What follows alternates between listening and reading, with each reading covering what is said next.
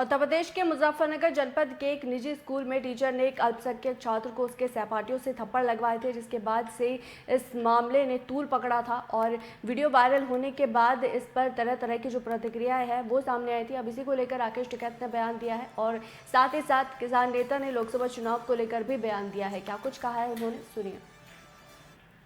यहाँ पे सबको देश में ये इस तरह का तो मंच है कि यहाँ पे देश में लोकतंत्र यहाँ पे दिखाई दिया।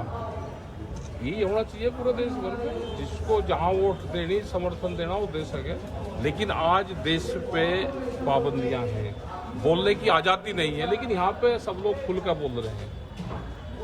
देना चाहिए, जिसको जहाँ समर्थन देना है वहाँ पे देना चाहिए। संघर्ष करना पड़ेगा आपको लगता है? हमने कहा कि विपक्ष, देश में अगर विपक्ष कमजोर होगा तो तानाशाहों का जन्म होगा। अगर विपक्ष सरकार में या तो सत्ता में रहे और अगर सत्ता से बाहर है तो फिर आंदोलन करें। बगैर आंदोलन के कुर्सी नहीं।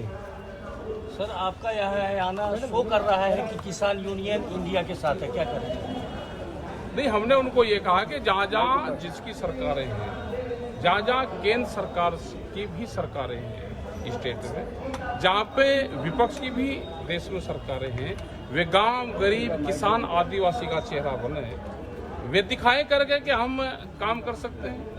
तो जनता तो अपने आप वोट दे देगी। वोट कोई किसी के कहने से नहीं देता, अब वोट काम को देता है। अब बार बार आप एक बात अपने भाषण में ये कह रहे हैं कि विपक्ष जो है वो कमजोर है। हाँ, कमजोर है भाई। तो ऐसे स्थिति में आपका विपक्ष को समर्थन देना? नहीं, समर्थन हमने कहा दिया, हमने तो उसको कहा भाई आंदोलन कर, समर्थन की हमने तो बात नहीं। अभी तक समर्थन नहीं है हमारा, किसी को कोई समर्थन हमारा नहीं है। यहाँ पे लोग आप अपने यहाँ पे बहुत गठबंधन आए हुए हैं। यहाँ पे सबको देश में बोलने की आजादी है, सबको अपनी बात कहने की आजादी है। हमने कहा कि काम करो अपना, उनको काम करना चाहिए, आंदोलन करना चाहिए, या तो सत्ता में रहे या फिर सड़क पर। एक सलाह भी आपने दी अपने भाषण में कि बीच समंदर में कश्ती है और कैप्टन को लड़ाई है, वे वहीं कट पड़ेंगे, बाहर आ जाओ, फिर अपना चुन लेना कौन है के। मतलब प्रधानमंत्री का चेहरा जो भी के बाद है, देखा जा ये सकता है। आरएसएस के लोग हैं, सारी पार्टियों के घरों तक घुसे हुए हैं। इनका समझौता होने नहीं देने के सर, एमएसपी इनका समझौता होने नहीं देने के। ये बिल्कुल चुप रहे के उस पर कोई घोषणा ना करे। चुनाव लड़ने पे टारगेट एक रखे कि हमको चुनाव लड़ना है, और फिर बना दियो, किसी को बना दियो।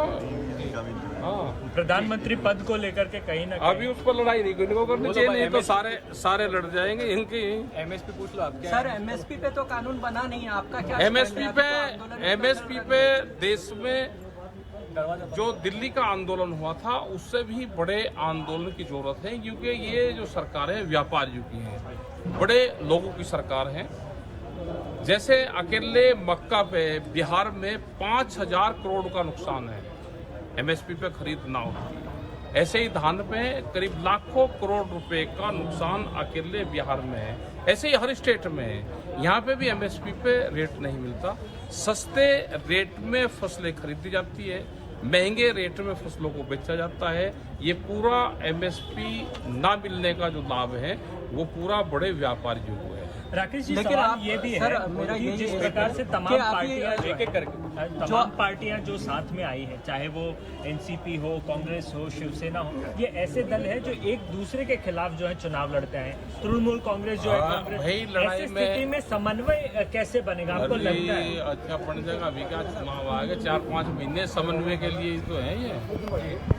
और इन्हें जिंदा रहना होगा तो वही समन्वय कर लेंगे, और जिंदा नहीं रहना होगा तो वही लड़ लेंगे। क्या और सपा के राष्ट्रीय महासचिव शिवपाल सिंह यादव इटावा पहुंचे थे, जहां बीना नेताजी के सैफई परिवार का ये पहला रक्षाबंधन का त्योहार था। तो वहीं इस दौरान मीडिया से बातचीत करते हुए बीजेपी सरकार पर शिवपाल सिंह यादव जमकर बरसे। तो वहीं घोसी उपचुनाव को लेकर भी उन्होंने बड़ा दावा किया।